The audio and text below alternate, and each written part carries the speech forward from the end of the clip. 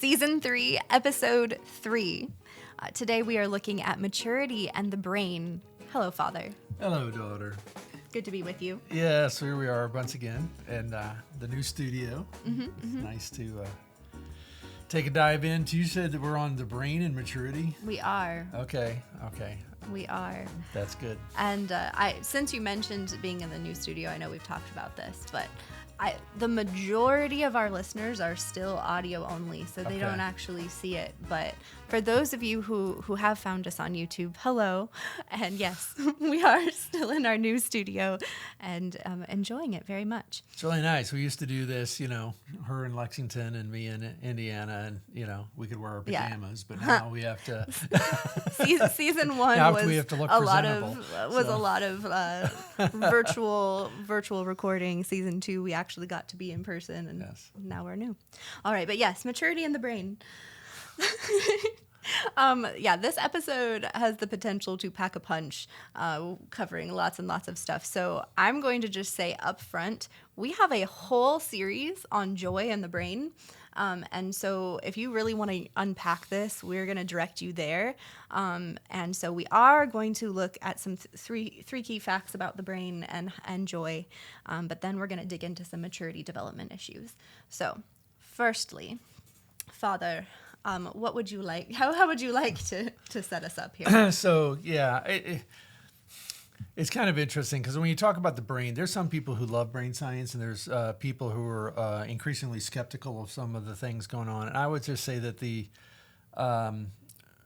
specifically related to this idea of, does your brain create your identity, or does God give you your identity? And the answer is clearly God gives us our identity. He gives us a spirit. We have a heart. We have a soul, right? We have all these things.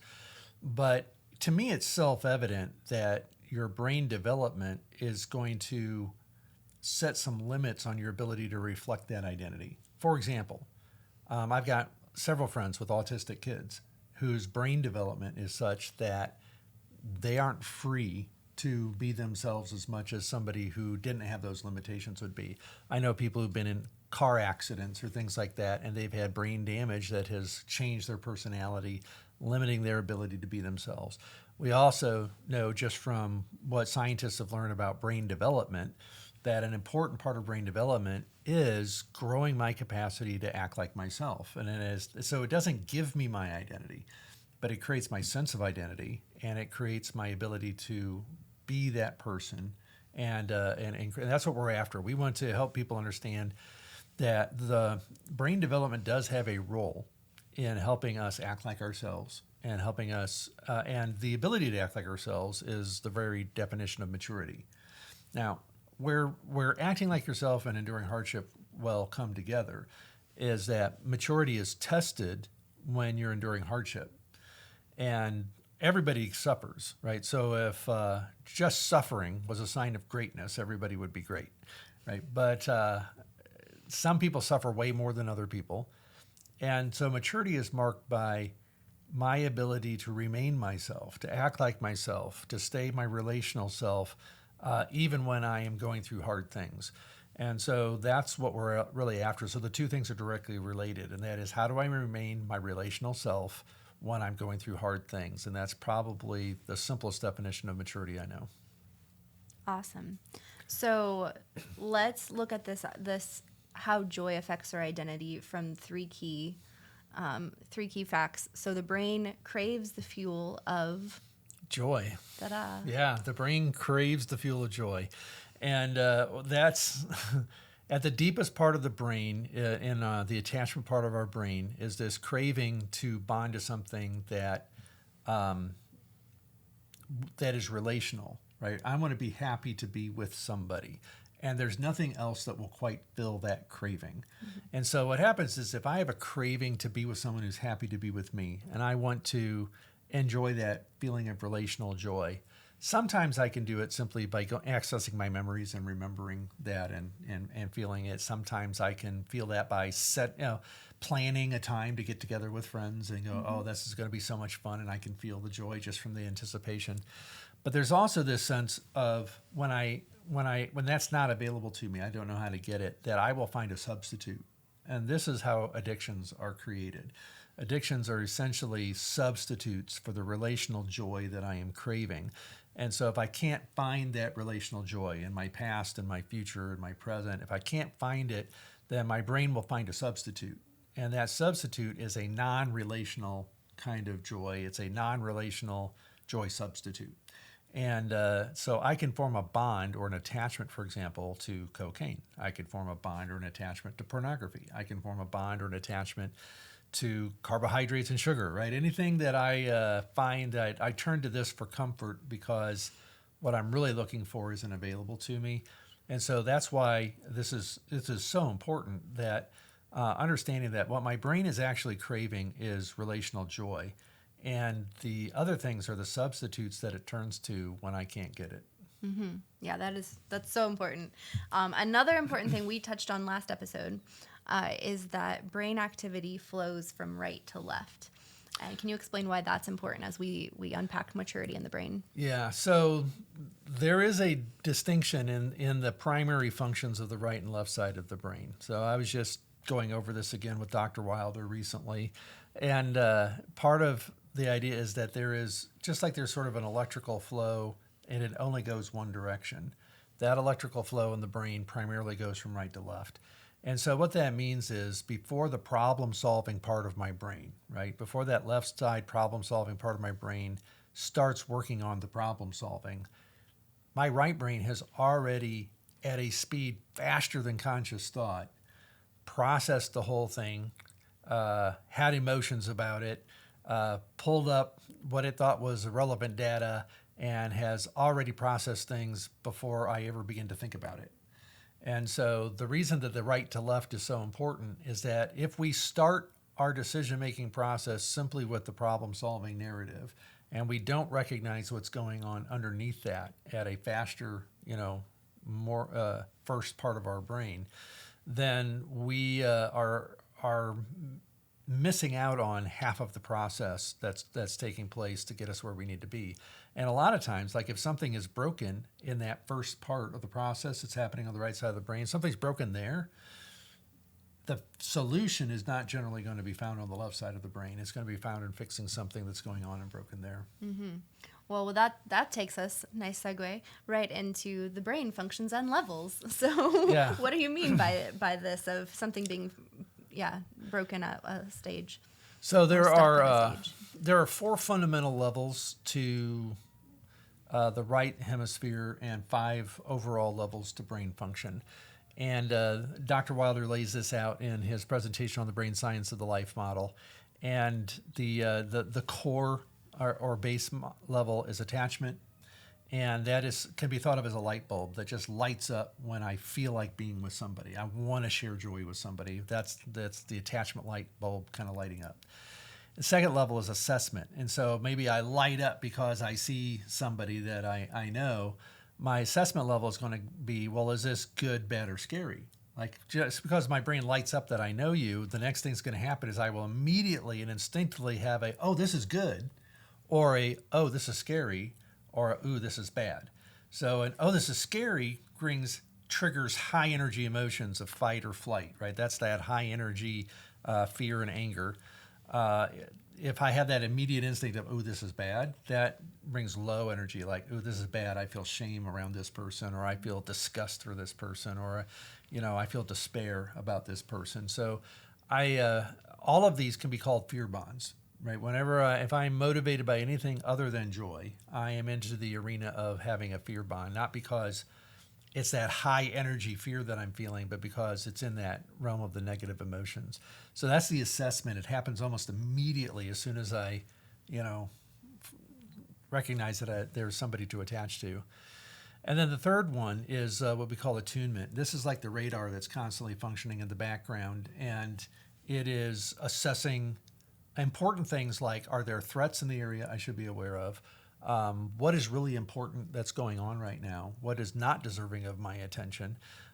Is there something good going on I should be paying attention to? And it will send those signals over to the other part of my brain saying, this is where your focus should be.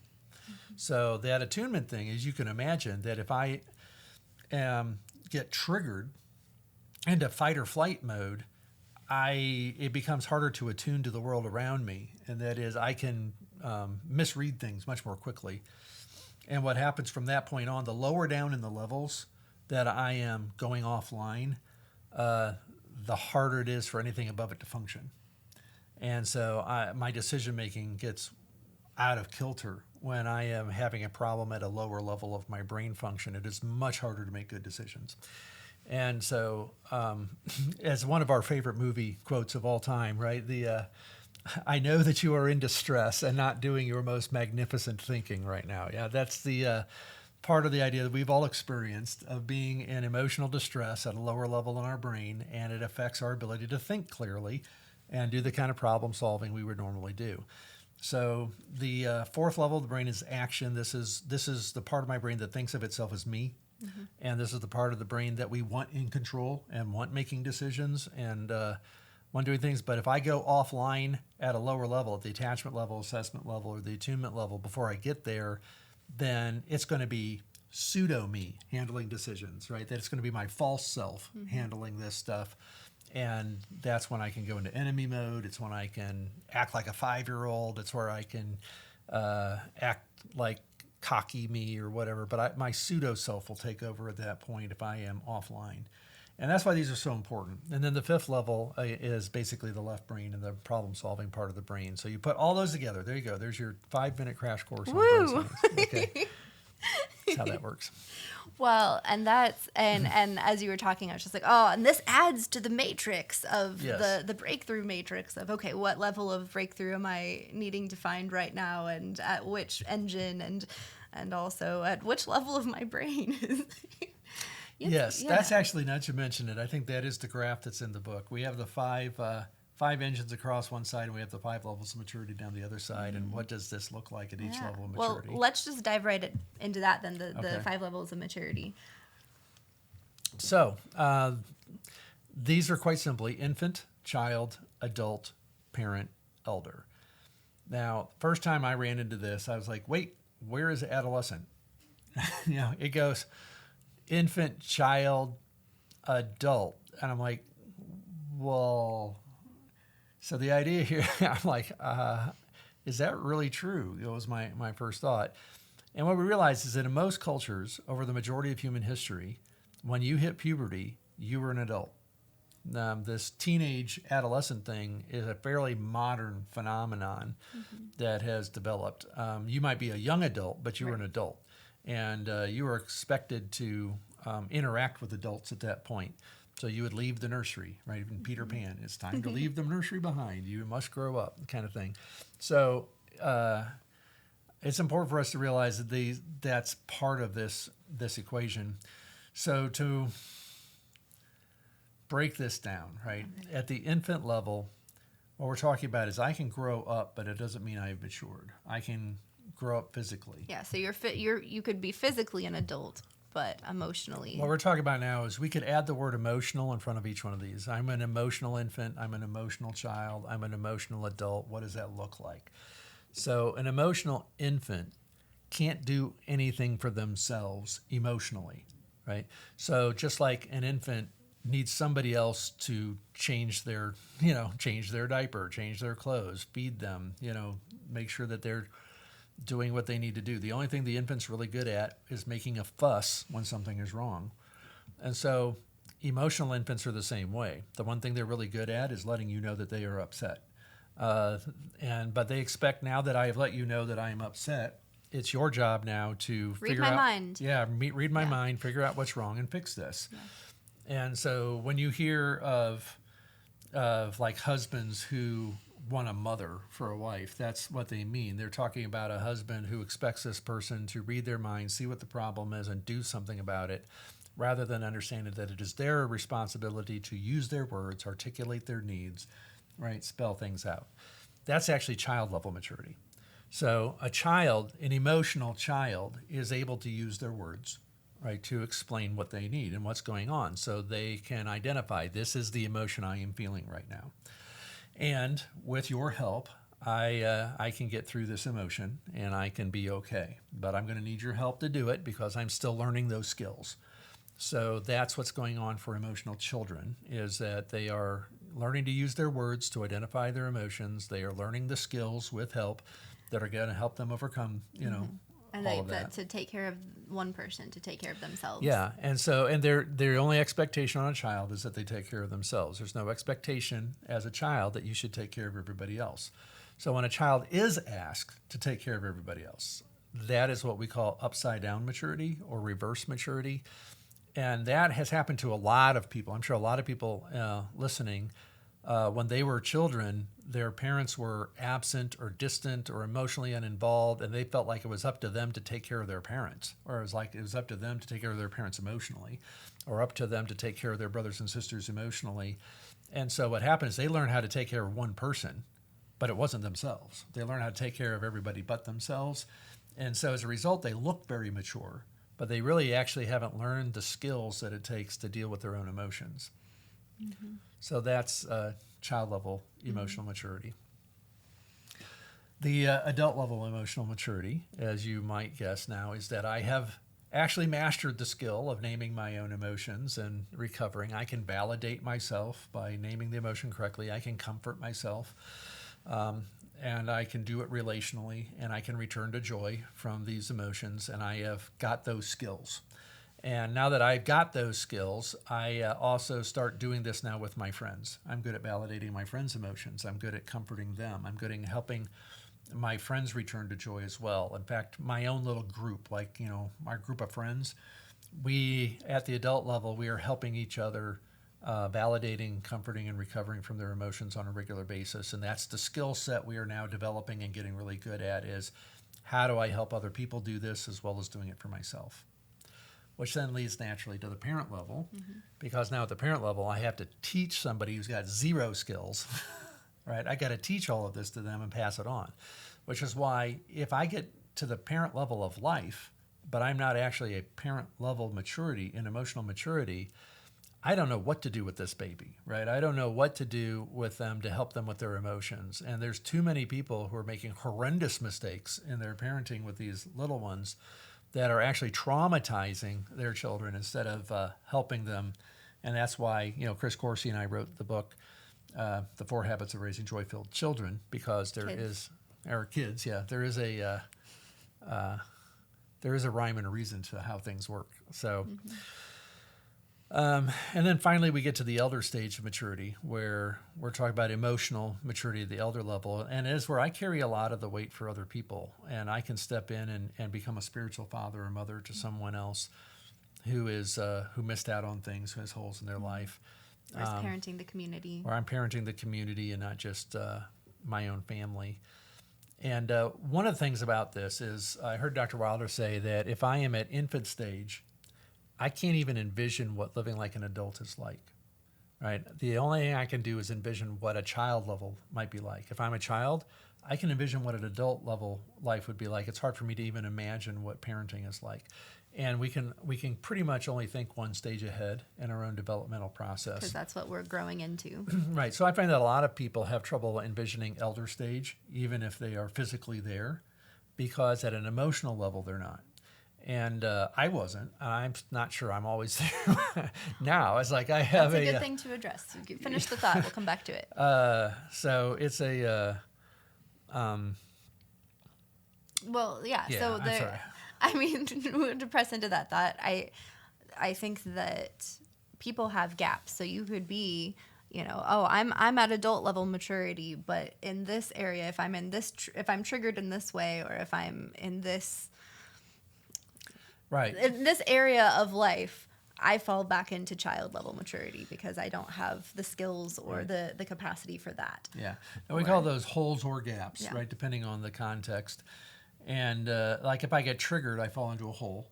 And sometimes I have gaps, which means I just didn't learn those skills. So maybe I have some of the skills of an adult, but I don't have all of them. And so, or maybe I have those skills when it comes to certain emotions, but I don't have those skills when it comes to other emotions. And so if I have gotten to be my age, for example, and I'm pretty good with sadness and I'm pretty good with disgust, but I'm not good at all with anger, then what I will tend to do is avoid anger at all costs. And I will carefully build a life designed to avoid having to deal with anger. And if you force me to have to deal with anger, right, then I get upset because I don't have the skills to deal with that emotion. And so that would be a hole in my maturity development. I can handle some things, but I can't handle those other ones.